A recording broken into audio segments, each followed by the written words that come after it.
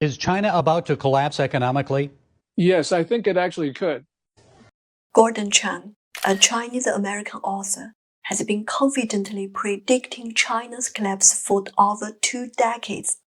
Back in 2001, he published a best-selling book titled The Coming Collapse of China, and in it, he boldly declared China will collapse in 5 years, 10 at most. So, by his logic, China should have disappeared by 2011. But when that didn't happen, he calmly pushed the deadline to 2012. He literally said, I was off by 1 year, bet on it. Well, 2012 came and went, and surprise, China was still very much around. Meanwhile, Foreign Policy magazine gave him the honor of landing on their worst prediction of the year list, not once, but twice. Still, he didn't give up. 2013, China will collapse in 6 months. 2016, China will collapse between 2016 and 2017. Now it's 2025, and China is still here. Gordon Chang, on the other hand, has become a bit of an internet legend. Chinese netizens started thinking that maybe, just maybe, as not a field analyst, but actually a Chinese undercover agent sent to buy China extra time through bad predictions.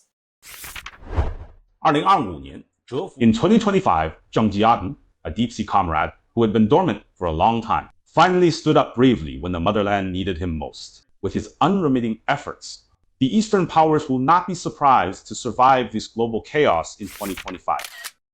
So they gave him an honorary title, Director of the North American branch of the Strategic FooYou Bureau, a very popular online creation, China's Strategic FooYou Bureau, aka Zhang, a mythical agency that strategically misleads foreign adversaries by sounding incompetent. In the distant eastern nation of China, there exists a mysterious organization on par with the American Shield. Its name is the Strategic FooYou Agency, or SFA. For decades, this mysterious force has shielded China's development. Let's talk about this legendary agency Gordon supposedly works for, the Strategic FooYou Agency, or SFA for short. FooYou is a play on a Chinese slang term huyu, which roughly means to talk nonsense with a straight face so convincingly you start doubting yourself. It's the art of sounding serious while totally throwing you off your game. And according to Chinese netizens, that's exactly what the Strategic FooYou Agency does. Their mission? Loudly declaring China is failing, while secretly buying China more time to rise. Strategic misdirection at its finest. And who's the founding director of this imaginary operation? Professor Zhang, a retired Chinese military expert and a longtime TV commentator, or as Chinese military fans call him, Bureau Chief Zhang. For decades, he's made it its habit to appear on state media and confidently say things like, China will never build a 100,000-ton aircraft carrier with electromagnetic launch. Why do I keep talking about this? The third and fourth aircraft carriers in the second batch cannot be new. This is not going to make 100,000 tons. It is also impossible to use electromagnetic catapult. I keep saying it's impossible. Cut to Fujian, a more than 80,000-ton carrier with electromagnetic catapults launched next year. The Fujian ship is the first catapult aircraft carrier designed and built by our country completely independently, adopting a straight, usually flight deck, equipped with electromagnetic ejection and blocking devices. Full load displacement, 80,000 tons. Or, there's no such thing as a Chinese fourth-gen fighter jet. This fourth-generation machine is not that fourth-generation machine. What we're doing is not a fourth-generation fighter in the American sense. It's not a fifth-generation fighter in the Russian sense. Are we an improvement on the basis of the J-10 fighter? But why? It has been circulating on the internet for a long time. This is, in fact, what if our minds just say it's a J-10 reform and they're just scrambling around, fried into a fourth-generation machine in China? How could it be done? The United States has been engaged in F-22 for more than 20 years. Then China's fourth-generation machine has not planned to be developed yet. This made it impossible to blow air. Later, Bob, J20 appears on the theme.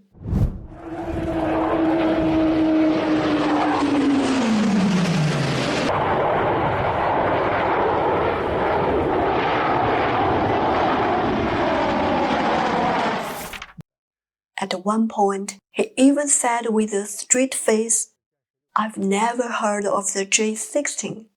And right then, Chinese military fans knew, Bureau Chief Zhang is doing his job. As the joke goes, he's not lying to us, he's lying to them to protect us. And so, when Gordon Chang kept shouting, China's about to collapse year after year, netizens had an epiphany. Wait a second. Is this the North America branch of the FooYou agency? It all fits. Gordon's doing the same job, messaging America's worries about China, year after year, repeating China is doomed like a mantra, providing emotional support to anxious policy makers. Together, he and Professor Zhang make a perfect tag team. One thinks China is collapsing anthem abroad. The other echoes China is behind at home. It's so coordinated. Even some foreign users on Reddit and Quora had started wondering, is Gordon a Chinese spy? That point, poor Professor Zhang has to clarify from time to time. Guys, I swear I'm not running a secret agency. I've been invited by TV stations to comment on military affairs for more than 25 years now. And I was actually among the very first to take part in live shows on military topics. But honestly, there's no such thing as this so-called Strategic Bureau. People talk about online, and I'm certainly not its director. Guys, I swear I'm not running a secret agency. But you know what's the most ironic part?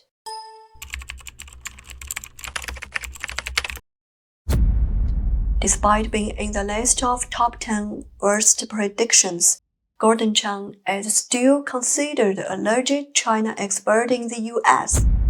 He's a regular guest on Fox News, frequently quoted by major Western outlets as a China expert. Every time something happens in China, it pops up immediately with a new doomsday take. Why?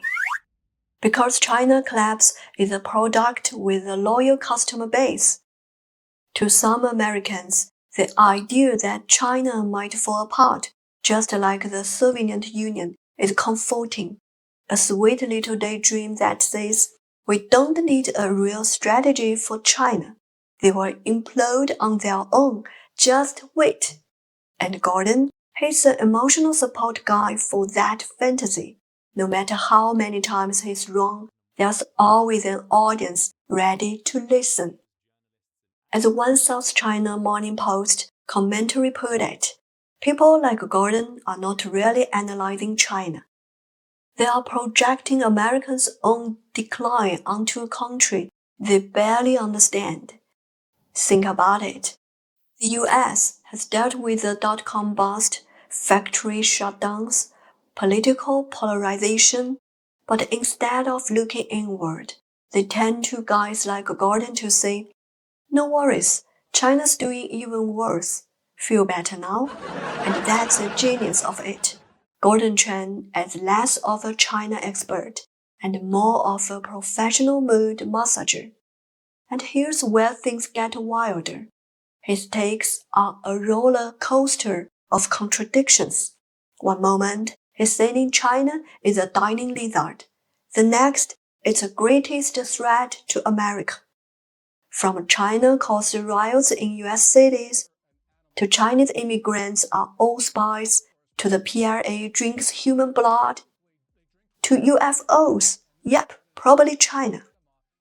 If it's wild and scary, he will find a way to blame it on China.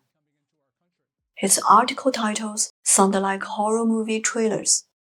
The West must defeat China, prepare for war with China. No evidence, all vibes. A textbook case of the conspiracy clickbait formula. So why is he like this? Some researchers dug into his background. Turns out, his father was Chinese, his mother was white, and growing up, he was bullied a lot for being mixed race. That identity struggle left a mark.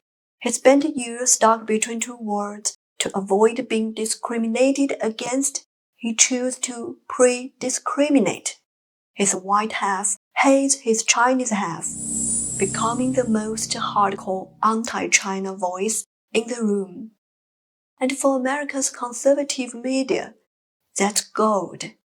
Hey, I'm not racist. Look, this guy's Chinese, and he says China's evil. With his Chinese face and fluent English, Gordon became the perfect spokesperson for American anxiety. But in the end, he's not really an analyst, he's a performer, created by America's own fear of falling behind.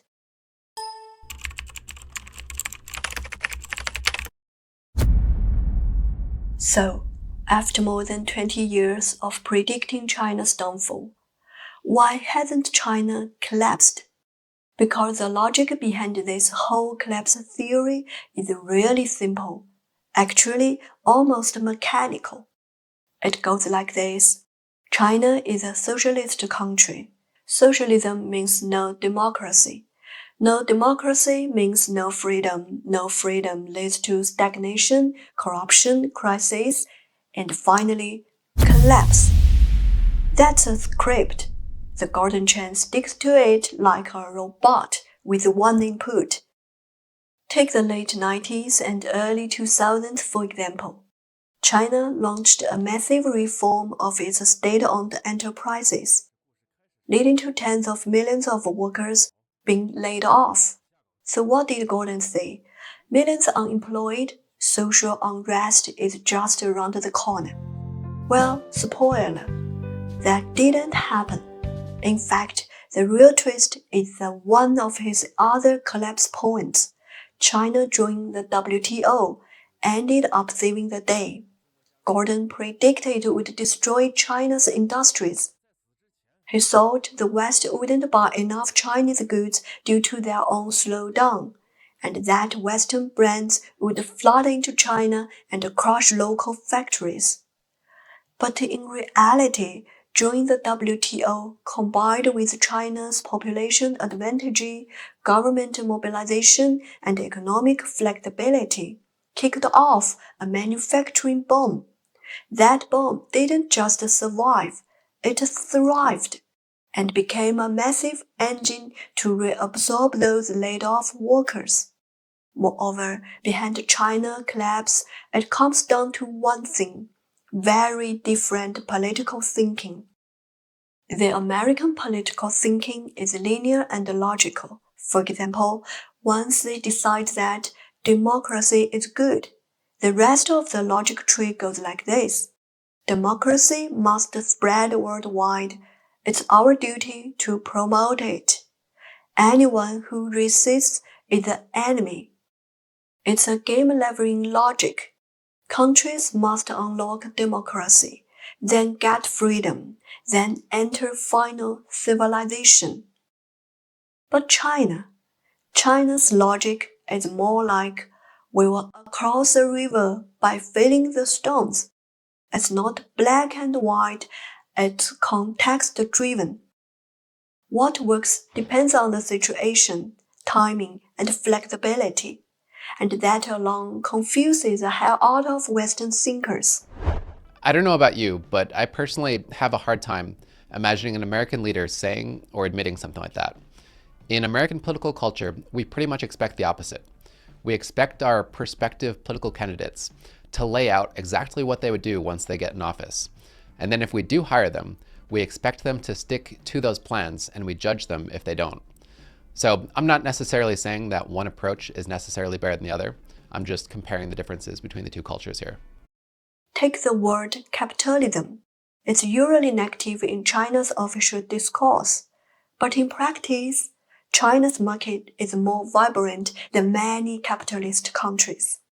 A 2021 article in Harvard Business Review even said, most Americans have no idea how capitalist China actually is. The real drivers of China's growth are market reforms, hybrid ownership, and pragmatic mixing of systems, not textbook socialism. As long as the Communist Party holds power, China can tweak socialism here, borrow capitalism there. It's a flexible hybrid system with a high mobilization ability. That's a part the West can't grasp. China doesn't follow a template. It's not a model-driven state. It's a problem-solving state. Another example, today's youth unemployment. Gordon sees the rising numbers and thinks, look, collapse is coming. But again, that's not how it works in China. Chinese society is family-based. One young person out of work doesn't mean immediate crisis, because there's a whole family behind them. Parents, grandparents, sometimes even great-grandparents. Many elders have pensions. Retired state employees often have decent pensions. Many families own homes. And when there's only one kid per household, support is highly concentrated. In fact, cost of living is relatively low and consumption habits are modest. So instead of imploding, the pressure gets absorbed within the family. 爸爸退休金8000，妈妈6000，奶奶4000，总退休金18000的3代家庭里，女孩做起了全职亲人。爸爸每个月给2000，妈妈给1000，奶奶给2000。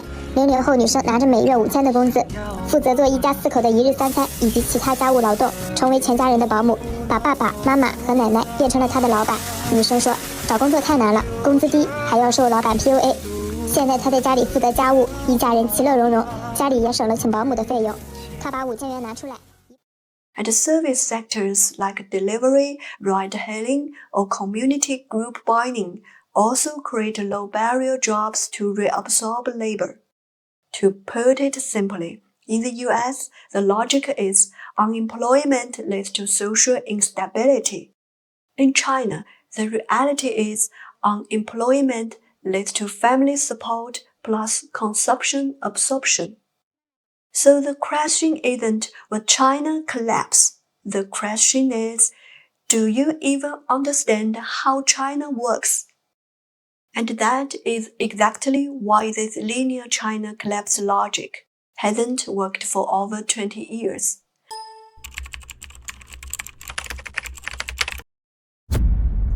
When Chinese netizens used the meme of the Strategic FooYou Agency SFA to mock Gordon Chang, they were not just roasting one guy with a long record of wrong predictions.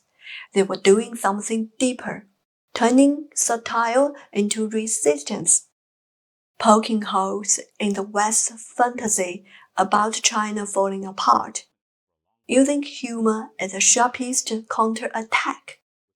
The more you insist that China is collapsing, the more we use your own words to clone you. And over time, this joke got so layered, it became a kind of tactical fog between reality and Western media narratives. No wonder even Western forums are starting to ask, wait, is Gordon Chang actually a Chinese agent? Because seriously, who else could so faithfully deliver 20 years of field forecasts? At this point, maybe it's time to make it official. Let's award him the honorary SFA Medal for his lifetime achievement in accidentally turning collapsing China into one of the greatest geopolitical means of the century. So, do you think Gordon deserves the SFA Medal? Drop your thoughts in the comments. Please hit like, subscribe, and I will see you next time. Thanks for watching. I'm Cici. Bye.